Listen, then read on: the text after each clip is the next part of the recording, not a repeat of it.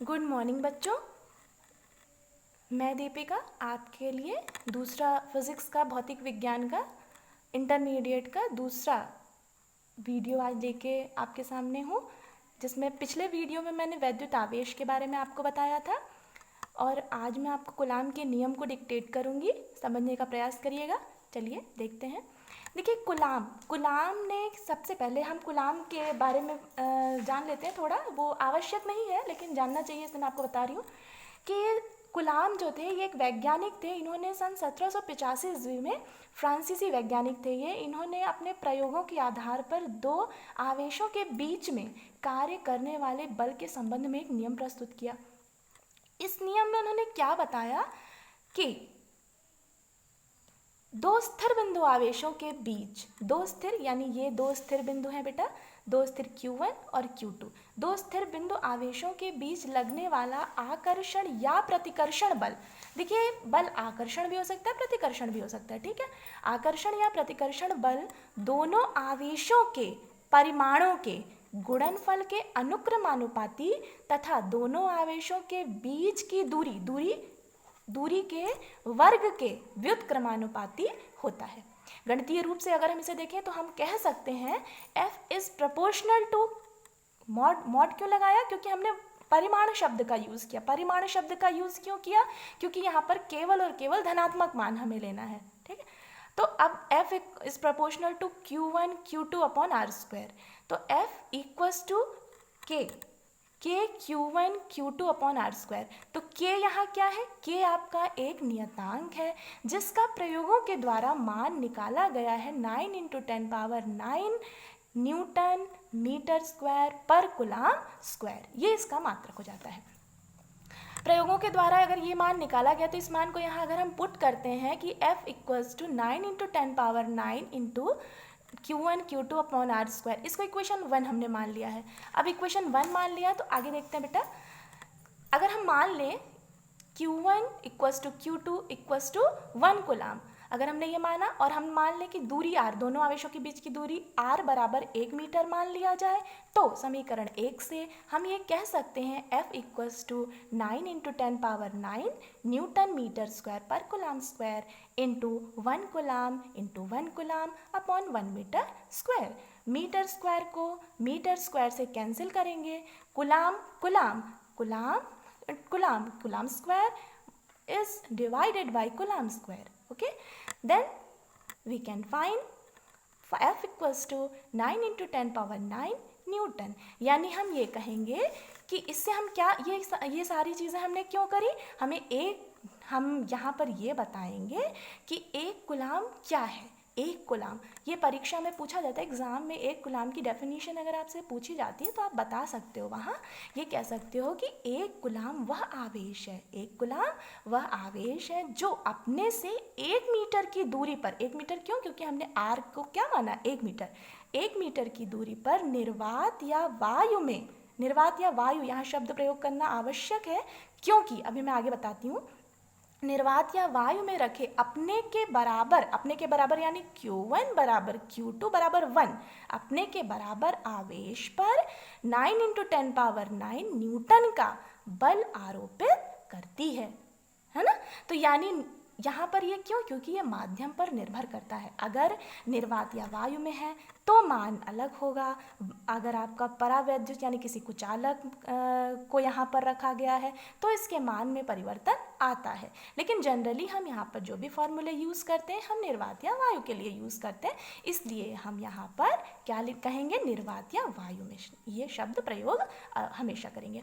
तो सुविधा की दृष्टि से अगर आगे हमें कैलकुलेशन करना है तो वहाँ हमें स्मॉल के का कुछ मान चाहिए, तो वहाँ स्मॉल के, आप जानते हैं हर नियतांक का अपना एक मान होता है, तो यहाँ पर स्मॉल के का भी मान है स्मॉल के इक्वल्स टू 1/4πε0, जहाँ 1/4πε0 को भी हम 9 × 10⁹ न्यूटन मीटर स्क्वायर पर कूलाम स्क्वायर के बराबर लिख सकते हैं, ठीक है। अब ये मान हमने यहाँ पर लिख लिया। तो अब देखिए, अब हम यहाँ पर इसको अगर हम सही से लिखें तो हम यहाँ कहेंगे F equals to 1/4 pi F, क्योंकि small k equals to 1/4 pi, तो F equals to 1/4 pi epsilon 0 Q1 Q2 upon R square. चूँकि F यानी बल है, बल का मात्रक न्यूटन होता है, इसलिए यहाँ पर हमने न्यूटन लिख दिया। इसको इक्वेशन हमने नंबर 2 दे दिया है, आगे इसकी ज़रूरत पड़ेगी, इसलिए इक्वेशन नंबर 2 आप दे दीजिए।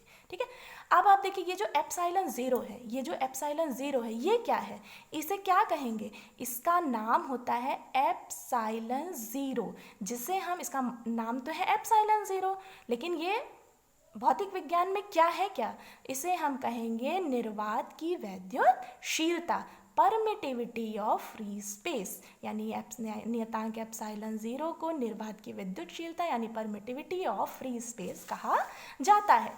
इसका आंकिक मान और मात्रक और विमीय सूत्र ये भी देख लेते हैं। तो आप सभी जानते हैं 1/4 पाई एप्सिलॉन 0 स्मॉल k के बराबर है, और स्मॉल k किसके बराबर है, 9 × 10⁻9 के बराबर है। ये मान यहाँ लिख दीजिए। एप्सिलॉन 0 को यहाँ रखिए और यहाँ पर क्या, इसको ऊपर भेज दीजिए, इसको नीचे भेज दीजिए, तो 4 पाई × 9 × 10⁻9 न्यूटन मीटर स्क्वायर पर कूलम स्क्वायर।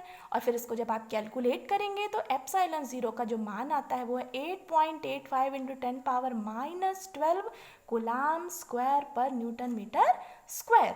विमीय सूत्र निकालेंगे तो विमीय सूत्र के लिए समीकरण 2 यानी जो ऊपर आपने समीकरण 2 लिखा F equals to 1/4 pi epsilon 0 Q1 Q2 upon R square, वहाँ से आप क्या करेंगे, एप्सिलॉन 0 की value epsilon 0 equals to Q1 Q2 upon 4 pi F R square लिखा।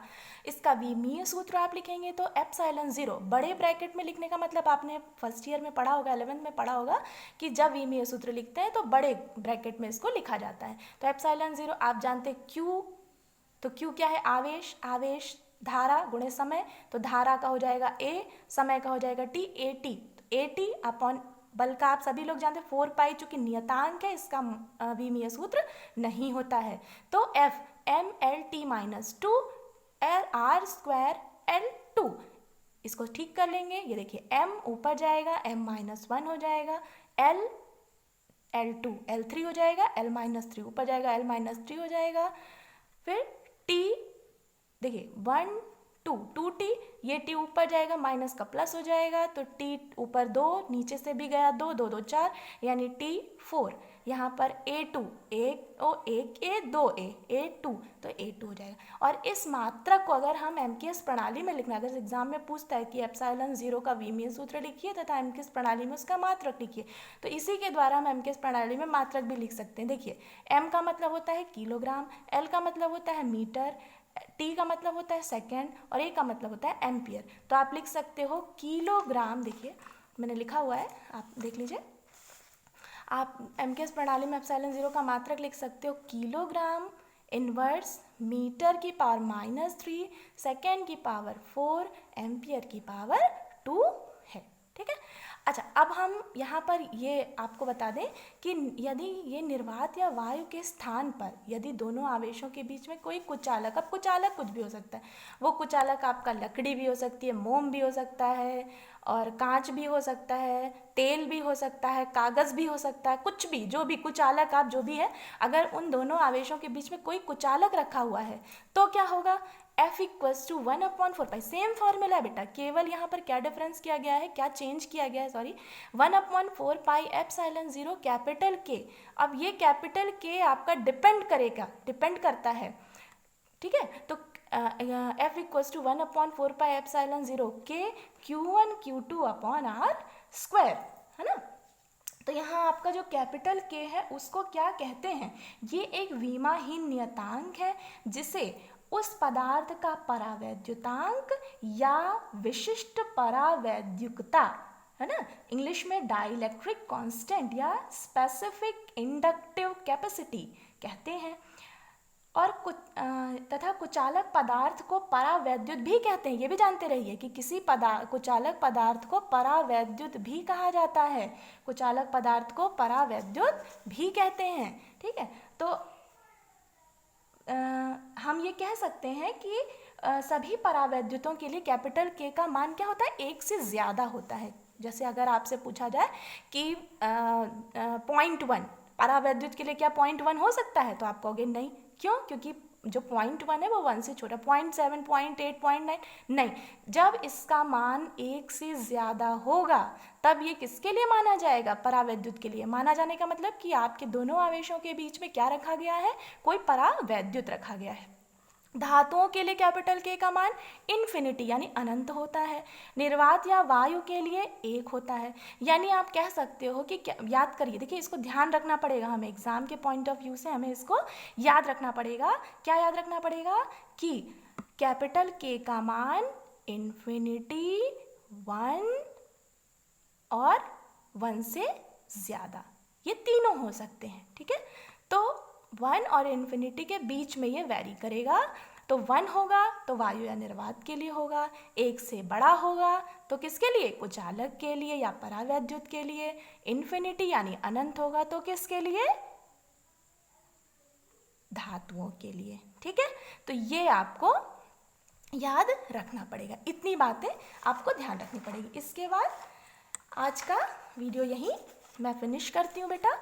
ये जितनी चीज़ें मैंने बताई उसको आपको ध्यान रखना पड़ेगा, उसको आपको याद रखना पड़ेगा। जो भी नोट्स है इसको आप बुक से पढ़िए, बुक से प्रिपेयर करिए ताकि आपकी पढ़ाई होती रहे।